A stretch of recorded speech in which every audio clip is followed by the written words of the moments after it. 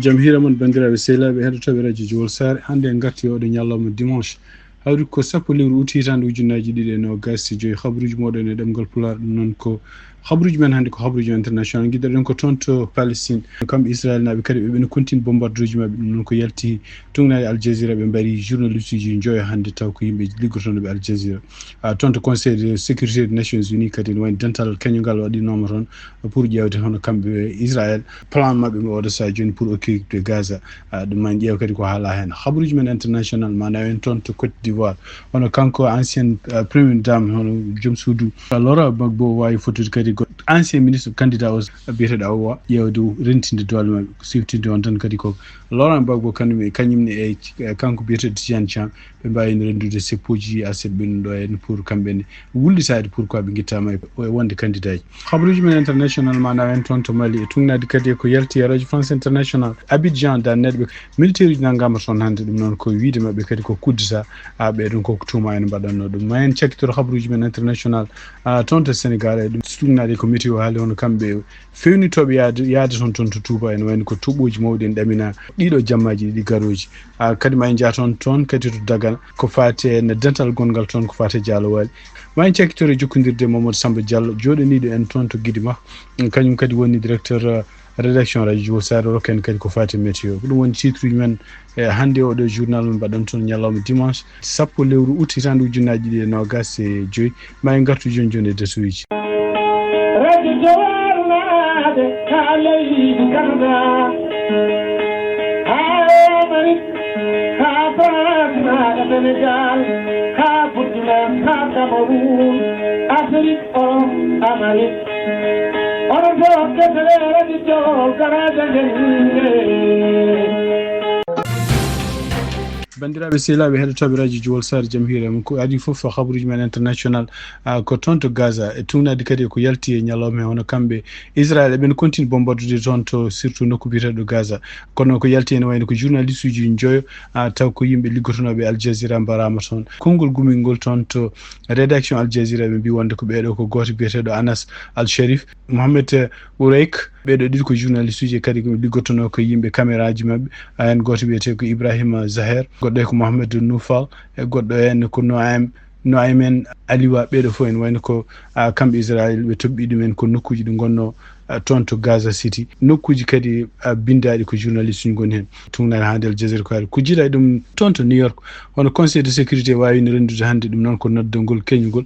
pour ko fate ƴewde situation gonɗo toon to Palestine toon to Gaza e décision mabɓe kamɓe Israël kadi eɓe continue wiide wonde keɓe mbawa eɓe occupé hankkadi wuuro Gaza ɗum ɗon noon ko hunde nde ganduɗa tugnade harallaɓe ko fate politique ko hunde jogorani yaade hay nokku par ce que haysinde ko résolution ngaji kewɗi mbaɗama kamɓe États-Unis ene wayno ko kamɓe tan goni hande e aduna he ɓe ganduɗa ɓe condamnani hono kamɓe Israël oɗo décision mo ɓe ƴefti pour occupde Gaza ɗum noon kadi tawde kamɓe États-Unis kadi eɓe jogui kamɓe koye mabɓe doole ko wiyete veto ene wayno kala ko ƴefta toon ko fate en condamde Israël walla même yamirde gueɗe ɗe ganduɗa patuɗe e Israël ene wayno koɓe sallotoɓe ɗum ko wawi wonde fof ene wayno ko oɗo saha joni plan mabɓe kamɓe Israël e occupde Gaza kadi ko wuuro mo ganduɗa ene woni kene ɓuura million neɗɗo nan toon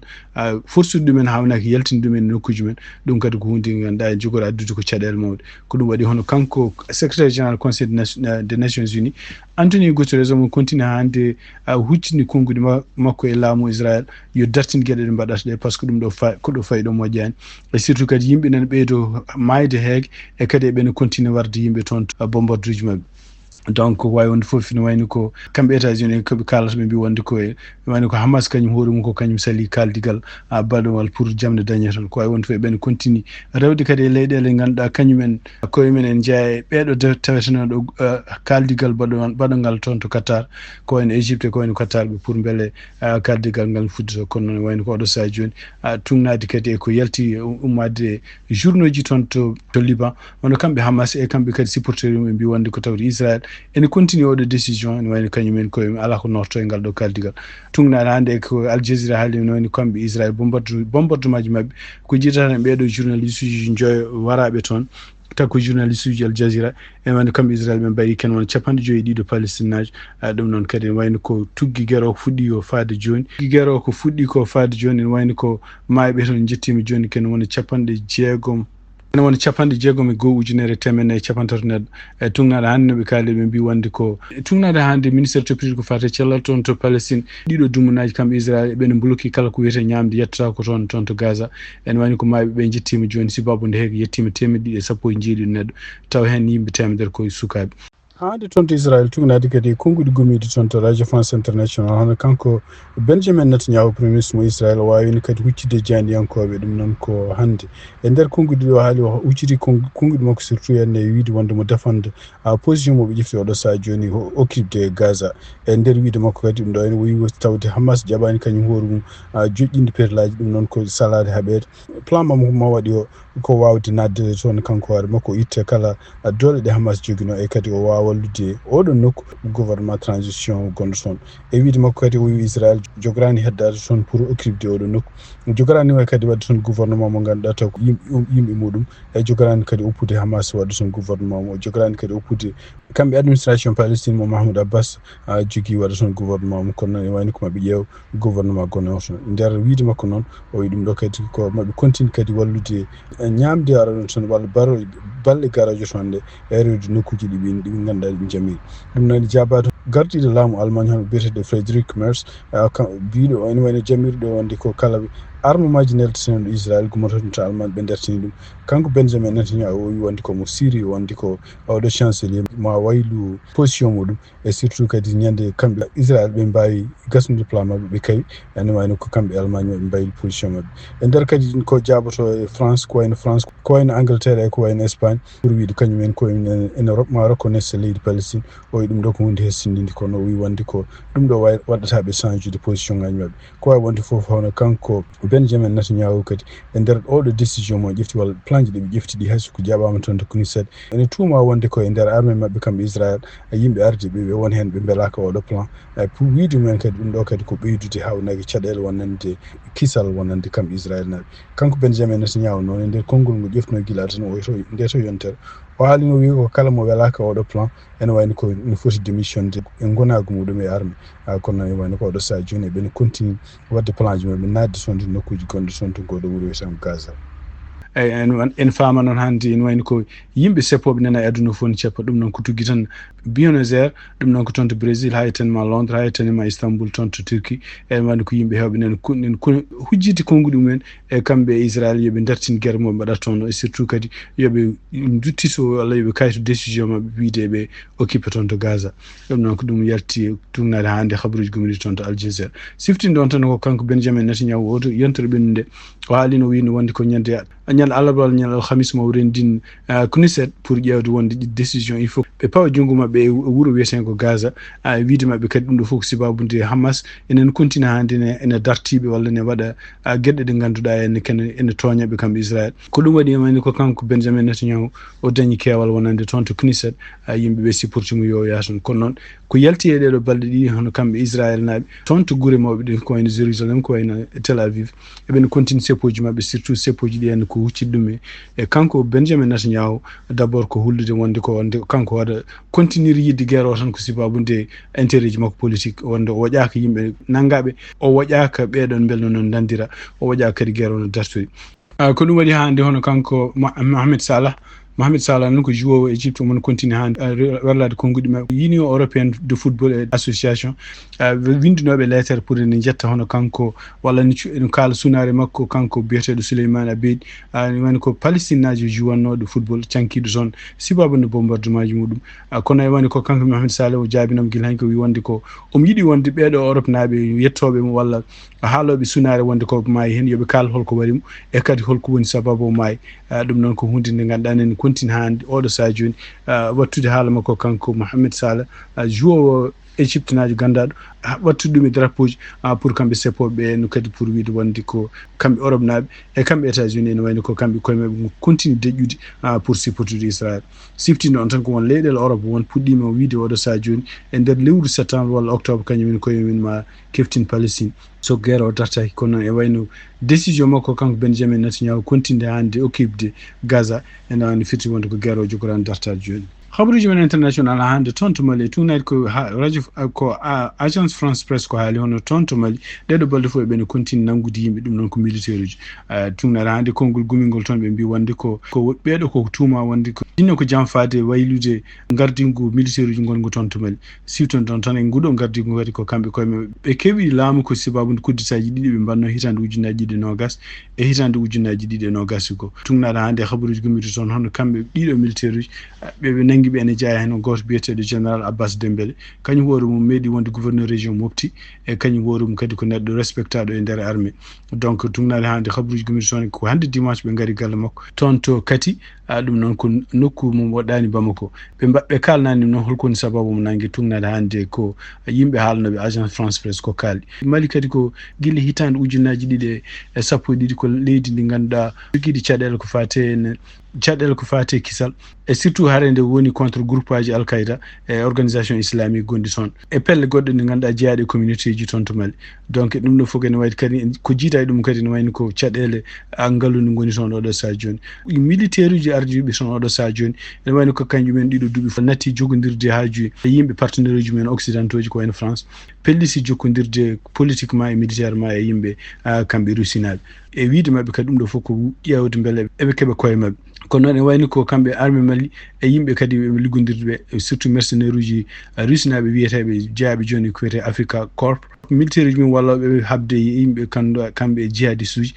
eɓe takke tout le temps wonde won crime aji ɗi mbaɗata ko contre civil en toon to Mali e mbi kadi ene wayno ko kamɓe militaire uji Mali ɗi woni mabɓe ɓe beltaki e wiide mabɓe kadi won hen soldateɓe malinaɓe mbi wonde ko soldateɓe russinaɓe ɓuuri rokkede teddugal e kamɓe militaire uji gonɓe toon to Mali habaruji men international hande toon to Niger e tugnade kadi décret gummiɗo toon mo signin ɗum mo kanko général Abdourahmane Tiani o signin ene wayno ko oɗo saha joni ɓe dertidi ko kala kaaƴe mettuɗi yiide walla kaaƴe ɗi ganduɗa hen gabbiɗe muɗum pour yaltinede leydi ɗum ɗo fof ari ko caggal nde auction yiya toon to États-Unis ne waɗe taw ko hayre nde ganduɗa umminde dow asman ɓe mbiyata ko hayre umminde toon to Mars yannode toon to Niger en hocca ene nawa toon to États-Unis auction ne waɗe nde ɗon hayre ne yeeye kono million ngaji $5 ɗum noon ene wayno ko kanko Abdourahmane Tiani nde waɗi nde ƴeftuguɗo basu taw ko basu yimɓe leydi makko o wawi wiide wonde ndeɗo hayre ko hayre nde weeɓani yitude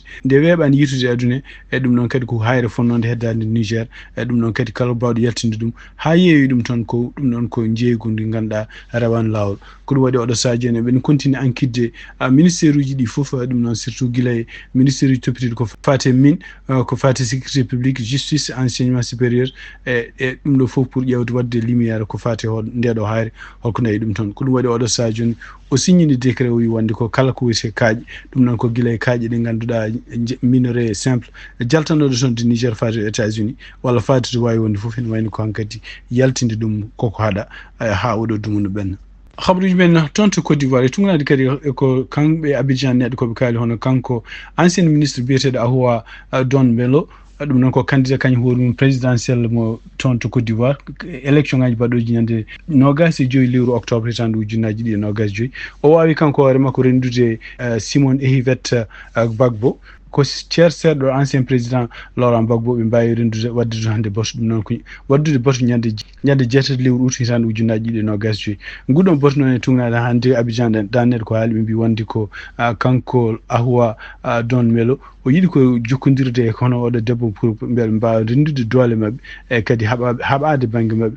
pour surtout henna habde laamu makko kanko Alassane Ouattara siftini ɗon tan aset ɓennuɗo hono kanko ancien président Laurent Gbagbo e kanko kadi ancien candidat Tidiane Thiam ɓe mbaɗini seppoji mabɓe ɗum noon mouvement mabɓe ɗiɗi ndendino toon to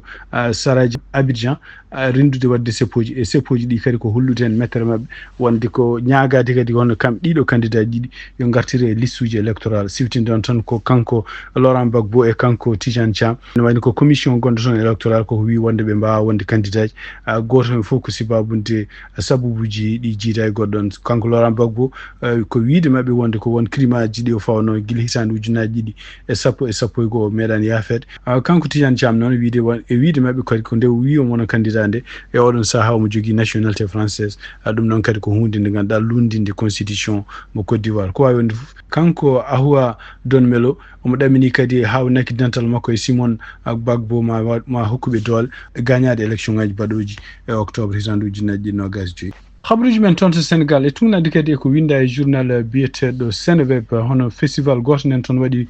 toon to Sénégal ɗum noon ko diwan Dagana ngal ɗon pottital kadi toon to wuuro Dagana banggue rewol leydi Sénégal kadi ko woni ko Saramaya pottital mum jeego ɓiwal ko fati festival international Dialway ɗum noon ko rendez-vous mo ganduɗa ko fati pinal ardi ɗum ko kanko artiste compositeur biyeteɗo Moussaf Naham donc oɗo festival e tugnade noɓe kalirni en wayno ko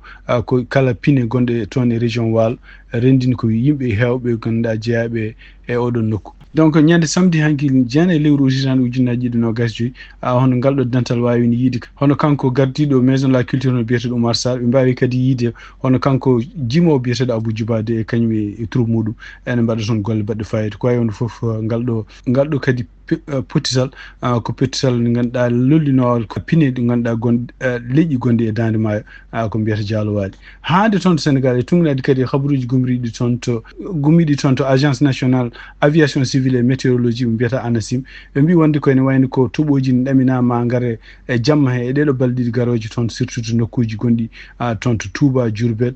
Thiès Kaolack Fatick Mbour Dakar Ziguinchor Kolda Sédhiou e Kédougou ɗum ɗo ɗiɗo toɓoji noon e wiide maɓɓe fof ko toɓoji ko ƴiwole gummiɗe toon to Mali e ɗiɗo toɓoji eɓe mbaji yimɓeɓe surtout yo ƴeftu yo ndena no fewi surtout yo keɗo ko fate habaruji météo e balɗe garoje ɗe siftini ɗon tan ko toon to Touba ñande 13 ɓe ɗamini wonde ko magal maɓɓe ma fuɗɗo kono noon e wayno ko ɗiɗo toɓoji kadi hawnaki ma bonno programme uji kewi ɗon to Mauritanie tugnade ko yalti e journal biyeteɗo local am hono kanko Biram Da Abeid o wawi huccidde jeyanɗiyankoɓe ɗum noon ko samedi ɓennuɗo nder ko haalde ɓeɗo jeyanɗiyankoɓe o wiiri wonde ko kamɓe wonɓe parti Lund e surtout kadi kanko parti mo mo ardi o ene jeeya kadi ɓeɗon ardiɓe ene wayno ɓe toɗɗima commission mo ganduɗa wawɗo walludeɓe kamɓe wonɓe parti Lund ƴewde holko woni lurdiral mabɓe surtout enne ko fate notade walla salade notade oɗo dialogue national mo kanko Mohamed Cheikhul Ghazouani o yamiri yo waɗi e ɗum noon kadi o ardini ɗum kadi coordination biyeteɗo Moussa Fall e nder konngudi o haali wi wonde ko woni yimɓe ɗi ganduɗa jeeyaɓe partiji Lund gonɗi hen biɗi wonde ko alay saago taw e ko wiyete dialogue national il faut ko yimɓe kalda woni hen kadi mbi wonde ko alay saago haade mumen notade dialogue national il faut ko won gueɗe ɗi ganduɗa en ɗaɓɓi ɗum alay saago ɗeɗon gueɗe foof mbawa jaabede donc e nder ɓeɗo min ganduɗa en jiiɗi notade oɗo dialogue national ne jeeya hen onon parti islamiste biyeteɗo Tawassul ene jeeya hen kadi union des forces du progrès UFP wi kadi ene wayno kadi ko kanko mouvement mo ardi o kanko Biram Da Abeid amdi ko gueɗe ɗe gadduɗa yo jamɗini surtout wonande laamu ngu oɗo saha joni ngu continue wiide ko laamu e nguɗo laamu ngu taki wonde gueɗe ɗe ganduɗa hen gueɗe kewɗe ɗe waɗata ɗe ko kadi ko gueɗe ɗe potani wadde oy donc ɗum ko jiida e ɗiɗo information ngaji jaltuɗi toon to ko fati dialogue national kanko député Biram Da Abeid o haali gueɗe kewɗe surtout yen poɗɗe haalede oɗo saha joni surtout probléme ndiyam gonɗam toon to Nouakchott o haali hen kadi wonde ko crise gonɗo toon multiforme o wiyata ɗum noon kadi laamu nguɗo ndolam dewluyagu ngu waɗata surtout enne taw ko gila nde hefti laamu e élection ngaji bonnoɗi ñande 29 juin hitande ujunnaje ɗiɗi e nogas ni hande toon to Nouakchott kadi tumnade ko fati e ndiyam ɗam hono ko premier ministre o e nder kadi ko winde page makko ex ene kanko Wule Ndiaye ɗum noon ko premier ministre mo Mauritanie o wawi haalde gueɗe kewɗe ɗe ganduɗa surtout yettude noon kanko président Mohamed Cheikhul Ghazouani e wiide makko oɗon kadi ƴeftude pellital pour wawde réglude oɗo ƴeɗe caɗele gonɗo toon to ndiyam ummoto no e surtout toon to weyndu wonde toon to Aout Saheli e wiide makko kadi nduɗo weyndu surtout yiyama balɗe ɓennuɗe kene wona temedere ujunere métre cube ndiyam ene perde toon ɗum noon ko hunde kadi nde ganduɗa tampini Nouakchott foof e wiide makko kadi ne wayno ko hawnaki balɗe garoje ɗe hono kanko Mohamed Cheikhul Ghazouani mo yaa o tawe walla udditgol hono oɗo central kadi bawɗo wallude Nouakchott naɓe fof hebde ndiyam e wiide makko oɗo central ma wawa wallude kenno noon temeddiɗi e nogas joyi ujunere métre cube par ñalawma ɗum noon kadi ko quantité mo ganduɗa hawnaki ma wallu yimɓe wonɓe toon to capital Nouakchott foof siftinde on tan ko ɗeɗo balɗe ɓennuɗe foof ene wayno kone yiya wonde toon to Nouakchott yimɓe heɓɓe ne dondi bidon ngaji ndiyam walla ne ndasa barille pour ƴeewoyde ndiyameji to goni ɗum noon ko ndiyam ko hunde sattunode toon no fewi toon to Mauritanie wontini kadi probléme politique wonɓe toon to Nouakchott. bandiraɓe sehilaɓe heddotoɓe radio Djiwol Sar ma en jokkodiri joni e Mamadou Samba Diallo goto e joɗaniɓe en toon to Guidy makko kañum kadi woni rédacteur en chef radio Djiwol Sar. Mamadou Samba Diallo bisimilla. hettiyankoɓe radio Djiwol Sar international min calmini on min juurima on min bismima on kumpital meɗen ko fati e ɓetowe kame toɓoji e nder leydi Mauritanie e nder nogas nayyi waktuji jawtuɗi e wiide e jagorgal gueɗe nder nderiji leydi e jaccingol laamuji e ƴellitare nokkure e nder nogas nayyi waktuji jawtuɗi toɓoji mbaɗi e nder diwanuji leydi ndi e tawi kadi ko ni sifori to diwan barakna asada capanɗe joyyi kara le khanis capannayyi lakoysa gooɓijo nogas nayyi lakoysa ɗiɗiɓijo nogas tati Barmas sappo e ɗiɗi Wulboksis sappo e ɗiɗi to babaɓe Yalaw sappo e joyyi Natka sappo e joyyi Nawara sappo Sabwalla sappo Wocci ko joyyi e feccere millimétre Madina ko joyyi babaɓe ko ɗiɗi Are Mbar ko millimétre uji ɗiɗi to diwan Adrar Ahtar Choum ko sappo e 1 millimétre to diwan Tirizamor Fdeyrik ko millimétre uji jeetati Touagil ko millimétre uji 4 to Zouerat ko millimétre goto ko ɗiɗo toɓoji e ɓeto weeyo garanno en e nder waktuji cakkitiɗɗi ɗum noon en dokkodiri aadi kadi e ko fay arde e ɓeto weeyo kame to oji bandiraɓe tedduɓe. Mamadou Samba Diallo jarama. bandiraɓe sehilaɓe heddotoɓe radio Djiwol Sar habaruji min joggan noon hannde oɗo ñallama dimanche sappo lewru août hitande ujunnaje ɗiɗi e nogas e joyyi gasi ha laaɓi yen mbaali jaam ha janggo to Sadio jarama.